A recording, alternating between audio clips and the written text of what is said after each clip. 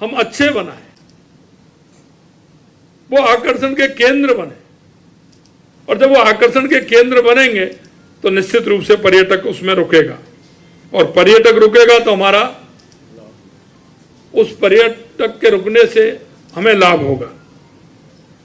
सांस्कृतिक संग्रहालयों का विकास, विभिन्न धार्मिक स्थलों को जोड़ते हुए हमें सर्किट विकसित करना चाहिए कि जिस क्षेत्र में जाना चाहता है निश्चित रूप से, अगर एक दिन का समय है तो कहाँ देखना चाहते हो, 2 दिन का है, 3 दिन का है, और उनको लगे कि ज़्यादा से ज़्यादा राजस्थान में। क्योंकि मैं हमेशा कहता हूँ, और अभी मैं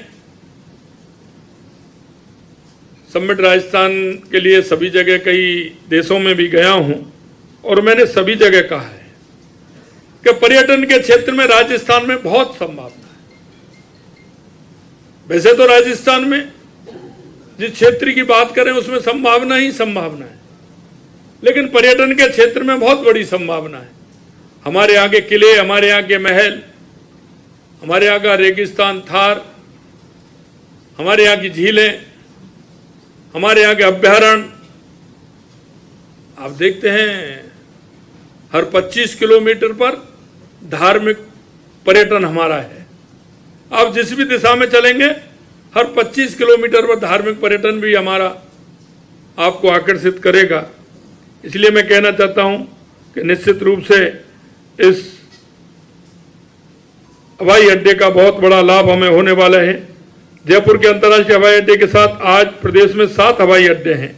हम इनके विस्तार की प्रगति के लिए भी काम कर रहे हैं। कोटा में नए ग्रीनफील्ड एयरपोर्ट की स्थापना के लिए हमारा भारतीय विमानपत्तन अपराधिकरण के साथ MOU हुआ है।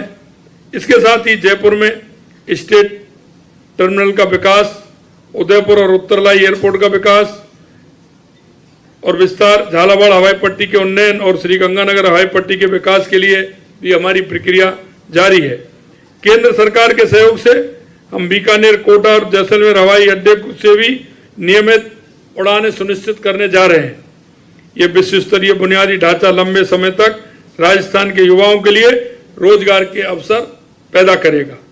राजस्थान जिस तरह से सड़क मार्ग, रेल मार्ग से जुड़ा हुआ है, हमारा ये प्रयास है कि उसी तरह से हवाई मार्ग से भी हमारा राजस्थान ज्यादा से ज्यादा जुड़े, ये हमारा प्रयास रहेगा। यशस्वी प्रधानमंत्री श्री नरेंद्र मोदी जी के नेतृत्व में पिछले 10 वर्षों में भारत के अंदर आपने देखा होगा कि सिविल एविएशन के क्षेत्र में नए कीर्तिमान स्थापित किए हैं। 10 साल पहले की स्थिति आप देख लीजिए और 10 साल के बाद देखिए कितना बड़ा अंतर पूरे देश में आया है। केंद्र सरकार के प्रयासों से आज भारत तीसरा सबसे बड़ा घरेलू विमानन बाजार है और दुनिया के सबसे तेजी से बढ़ते बाजारों में से एक भारत है। केंद्र सरकार के पिछले 1 दशक के प्रयास से अब हवाई जहाज का सफर मध्यम वर्ग के लिए भी आम बात हो गई है। और ये आम बात कब से हुई है? जब से माननीय देश के यशस्वी प्रधानमंत्री नरेंद्र मोदी जी ने 2016 से उड़ान योजना प्रारंभ की है और उड़े देश का आम नागरिक, ये उनकी थीम थी कि आम नागरिक के लिए भी हवाई सुविधा मिले और सुगम हो, ये योजना बढ़ी है। करीब 1.5 करोड़ घरेलू यात्री इसका फायदा उठा रहे हैं। राजस्थान विमान क्षेत्र को और अधिक सशक्त बनाने के लिए हमें पायलटों की कमी दूर करनी होगी। इसके लिए आपने देखा होगा हमने किशनगढ़ में फ्लाइंग ट्रेनिंग स्कूल खोलने का काम किया है।